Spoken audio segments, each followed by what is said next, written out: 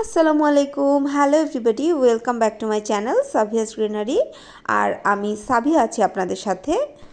অনেক দিন হয়ে গিয়েছে চ্যানেলে আমি কোনো ভিডিও আপলোড করতে পারছি না কিছু ব্যস্ততার কারণে, কিন্তু এই অ্যাগ্লোনিমাটাকে রিপোর্ট না করলেই না, তো এই জন্য ভাবলাম যে রিপোর্টিংটার সাথে সাথে আমি একটু রেকর্ডিংও করে ফেলি, যাতে আপনাদের সাথে একটু আপডেট শেয়ার করতে পারি। তো অনেক দিন হয়ে গিয়েছে এই অ্যাগ্লোনিমাটা পানিতে আছে, প্রায় 2 মাসের ওপরে হবে। এই অ্যাগ্লোনিমাটার কন্ডিশন কিন্তু খুব খারাপ ছিল, তো আমি এটার অবস্থা খারাপ দেখি মাটি থেকে তুলে পানিতে রেখেছিলাম। তো মাশাআল্লাহ দেখুন, এটাতে খুব সুন্দর শেকড় এসেছে। আমি আমার বেশ কয়েকটা ভিডিওতেও বলেছিলাম যে এটাকে আমি বসন্তকালে রিপোর্ট করে দেব। তো বসন্তকাল তো চলে এসেছে, শীতটা শেষ হয়ে গেছে, তো আমার মনে হয়েছে যে এখন এটা রিপোর্ট করার পারফেক্ট সময়। তো এর জন্য হচ্ছে আমি আজকে এটাকে রিপোর্ট করার ডিসিশন নিয়েছি। তো অ্যাগ্লোনিমা আসলে বেশ সেন্সিটিভ একটা গাছ, যতক্ষণ পর্যন্ত আপনি এটার কেয়ার বুঝতে না পারবেন। কেয়ার একবার বুঝে গেলে তখন কিন্তু আর সমস্যা হয় না।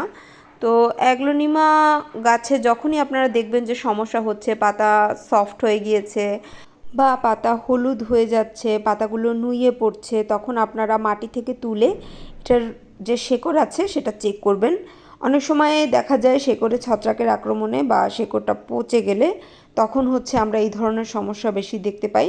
তাই শেকড়টা চেক করা খুবই জরুরি। শেকড়টা চেক করে আপনারা হচ্ছে এটাকে পানিতে দিয়ে দেবেন, আবার নতুন শিকড় এলে তারপরে আপনারা উপযুক্ত মিডিয়াতে দেবেন। যেহেতু গাছটাকে আমি রিপোর্ট করব, তাই মিডিয়া নিয়ে কথা না বললেই না। আমি সবসময় যেভাবে মিডিয়া তৈরি করি আজকেও সেভাবেই তৈরি করেছি। আর আমার এই মিডিয়াতে কিন্তু আমার সমস্ত গাছগুলো আছে এবং গাছগুলোর গ্রোথ দেখে কিন্তু আলহামদুলিল্লাহ আমি খুবই সন্তুষ্ট। তো এভাবে যদি আপনারা মিডিয়া তৈরি করেন আপনাদের গাছও ভালো হবে। একটা গাছ খুব সুন্দরভাবে তৈরি করতে গেলে এটার জন্য উপযুক্ত মিডিয়া প্রোভাইড করা কিন্তু খুবই জরুরি। তো এখানে আমি বালি, মাটি, ভার্মি কম্পোস্ট আর কোকোপিট ইকুয়াল পোর্শনে নিয়েছি। সেই সাথে আমি দিয়েছি অল্প একটু উড চারকোল বা কাঠ কয়লা, সামান্য কিছু ধানের চিটা বা রাইস হাস্ক, আর এই যে সাদা সাদা দানা দেখা যাচ্ছে এগুলো হচ্ছে পারলাইট। এগুলো সবই এয়ারেশনের জন্য দিয়েছি, মানে মাটিটা যাতে একটু ঝুরঝুরে হয়, বায়ু চলাচল যাতে ভালো হতে পারে সেই জন্য।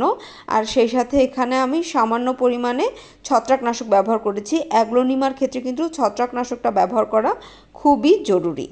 আর হ্যাঁ, ধানের চিটাটা ব্যবহার করতে চাইলে অবশ্যই আপনারা একটু ভেজে নেবেন, যাতে ছত্রাকের আক্রমণটা না হয়। এখানে আমি 8 ইঞ্চি সাইজের একটা পট ব্যবহার করছি, প্লাস্টিকের পট। এই পটটাতে আজকে আমি অ্যাগ্লোনিমা গাছটাকে রিপোর্ট করব। এখানে আমি টবের যে ড্রেনেজ হোলটা আছে সেটার উপরে কিছু পাথরের টুকরো রেখে দেবো, এতে করে ড্রেনেজ সিস্টেমটা ভালো হবে। আর অ্যাগ্লোনিমা এবং অন্যান্য সকল গাছে আপনারা ড্রেনেজ সিস্টেমটা খুব ভালোভাবে তৈরি করতে চেষ্টা করবেন। টবের নিচে যদি পানি জমে থাকে তাহলে কিন্তু এটা শেকড় পচে যাওয়ার অন্যতম কারণ, এবং আপনার শখের গাছ কিন্তু একদিনে না ধীরে ধীরে নষ্ট হয়ে যাবে। সো এই ব্যাপারটা আমাদের একটু মাথায় রাখতে হবে। আর এখানে আমার অ্যাগ্লোনিমা গাছটার ডালটা কিন্তু বেশ লম্বা আছে এবং এখানে ওপর থেকে এবং নিচ থেকে শেকড় বের হয়েছে। তো আমি এখানে এটাকে 2 টুকরো করে নেব এবং তারপরে হচ্ছে মিডিয়াতে দিব। আশা করছি এখান থেকে আমি 2টো গাছ পেয়ে যাব। তো এর জন্য হচ্ছে আমি এটাকে 2 টুকরো করে নেব। এখানে আমি ছুরির সাহায্যে গাছটাকে 2 টুকরো করে নিয়েছি এবং এভাবে টুকরো করার সময় খেয়াল রাখতে হবে গাছের যেন এই যে নোড অংশগুলো আছে এই অংশগুলো যেন একটু বেশি পরিমাণে থাকে প্রতিটা খণ্ডে, কারণ একটা বা দুটো নোডের উপর বেস করে আপনি যদি এটাকে কাটেন এবং তারপরে প্রতিস্থাপন করেন, অনেক সময় আছে যে নিচে থেকে পচতে শুরু করবে, সেক্ষেত্রে কিন্তু আপনি আপনার শখের গাছটিকে হারিয়ে ফেলবেন। তো এই বিষয়টাকে একটু লক্ষ্য রাখতে হবে। আর এই অ্যাগ্লোনিমাটার নিচ থেকে কিন্তু বেশ কিছু ডাল বের হওয়ার মতো লক্ষণ আছে।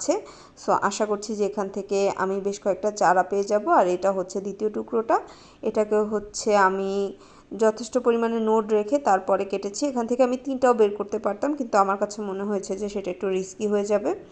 এরপর হচ্ছে আমি টবে মাটি অ্যাড করে নিচ্ছি, যে মিডিয়াটা আমি তৈরি করেছিলাম সেটা। এই মিডিয়াটাতে আপনারা অনেক রকম গাছ রিপোর্ট করতে পারবেন, যেমন পোথোস, তারপর অ্যাগ্লোনিমা, তারপরে ফিলোডেন্ড্রন, সিঙ্গোনিয়াম, এই ধরনের সমস্ত গাছ আপনারা এই মিডিয়াটাতে লাগাতে পারবেন। অনেকেই মিডিয়া সম্পর্কে কমেন্টে জিজ্ঞেস করেন, তো এই একটা মিডিয়াতে আমি মোটামুটি সমস্ত গাছ লাগিয়ে থাকি। দু একটা উপকরণ হাতের কাছে না থাকলে হয়তো স্কিপ করি। এখানে একটা খুবই ইম্পর্ট্যান্ট স্টেপ আছে, এই স্টেপটা আপনাদের ফলো করতেই হবে, নাহলে কিন্তু কাটিং বাঁচানো বেশ মুশকিল হয়ে যাবে। সেটা হচ্ছে যে খুব ভালোভাবে যে ফাঙ্গিসাইড বা ছত্রাকনাশক আছে সেটাতে হচ্ছে কাটা অংশটা ডুবিয়ে নিতে হবে, খুব ভালোভাবে ছত্রাকনাশকটা লাগিয়ে নিতে হবে।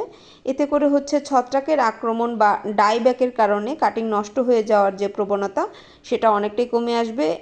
আমি একে একে দুটো কাটিংকেই এভাবে ছত্রাকনাশকে ডিপ করে নিচ্ছি এবং মিডিয়াতেও আমি ছত্রাকনাশক ব্যবহার করেছি। আর আপনারা চেষ্টা করবেন 15 দিনে একবার একটু ছত্রাকনাশক স্প্রে করে দিতে। এতে করে হচ্ছে আপনারা ছত্রাকের সমস্যা থেকে অনেকটাই পরিত্রাণ পেতে পারবেন। অ্যাগ্লোনিমা নষ্ট হওয়ার অন্যতম কারণ হচ্ছে ছত্রাকনাশক ব্যবহার না করা এবং মিডিয়াতে ছত্রাকের আক্রমণ। এখানে আমি ধীরে ধীরে করে হচ্ছে মিডিয়াটা অ্যাড করছি এবং এটাকে হাতের সাহায্যে একটু চেপে দিতে হবে যাতে ভিতরে যদি এক্সট্রা বাতাস থেকে থাকে তাহলে সেগুলো যেন বের হয়ে যেতে পারে, কারণ এক্সট্রা এয়ার পকেট যদি ভেতরে থাকে তাহলে তার মধ্যে কিন্তু ছত্রাকের উৎপত্তি হয় এবং এগুলো ধীরে ধীরে গাছকে নষ্ট করে ফেলে। কাজ করতে করতে অ্যাগ্লোনিমা সম্পর্কে আমার যতটুকু ধারণা আছে ততটুকু আপনাদের সাথে শেয়ার করতে চেষ্টা করছি। প্রথমত হচ্ছে মিডিয়াটা খুবই ঝরঝরে করে তৈরি করতে হবে। আপনি যদি মিডিয়াটা ঝুরঝুরে করে তৈরি করতে পারেন তাহলে আপনি অনেক সমস্যা থেকেই পরিত্রাণ পেতে পারবেন। দ্বিতীয়ত ড্রেনেজ সিস্টেম ঠিক রাখবেন যাতে নিচে থেকে পানিটা বেরিয়ে যায়। তৃতীয়ত অ্যাগ্লোনিমা খুব বেশি পরিমাণে পানি কিন্তু চায় না, অতিরিক্ত পানি বারবার দেবেন না। মিডিয়া শুকিয়ে গেলে হাত দিয়ে চেক করে তারপরে দেবেন। আপনারা যদি মিডিয়া শুকিয়ে গেলে 2-3 দিন পরেও পানি দেন তাতেও খুব একটা সমস্যা হবার কথা নয়। আর অ্যাগ্লোনিমা খুব বেশি হাই ফিডার নয়, মানে এটাকে খুব ঘন ঘন আপনার ফার্টিলাইজার দেওয়ার কোনো প্রয়োজন নেই। আপনি হচ্ছে শুধুমাত্র ভার্মি কম্পোস্ট দিয়েও চমৎকার অ্যাগ্লোনিমা তৈরি করতে পারবেন। নট নেসেসারি যে আপনাদের কেমিক্যাল ফার্টিলাইজার ব্যবহার করতে হবে। এর বাইরেও কারো কাছে যদি থাকে NPK 20-20-20 রেশিওর যে অনুপাতে যে সারটা মার্কেটে অ্যাভেলেবল আছে ওইটা আপনারা ব্যবহার করতে পারেন, কিন্তু খুবই খুবই সামান্য কোয়ান্টিটিতে।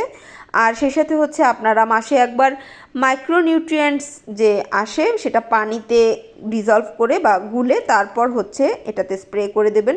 ব্যাস এতটুকুই যথেষ্ট, এর বাইরে কোনো কিছুর প্রয়োজন নেই। আর আগেই তো বললাম যে মাসে একবার করে আপনারা ছত্রাকনাশক বা 15 দিনে একবার ছত্রাকনাশক স্প্রে করতে পারেন, তাহলে হচ্ছে আপনার অ্যাগ্লোনিমা খুব ভালো থাকবে।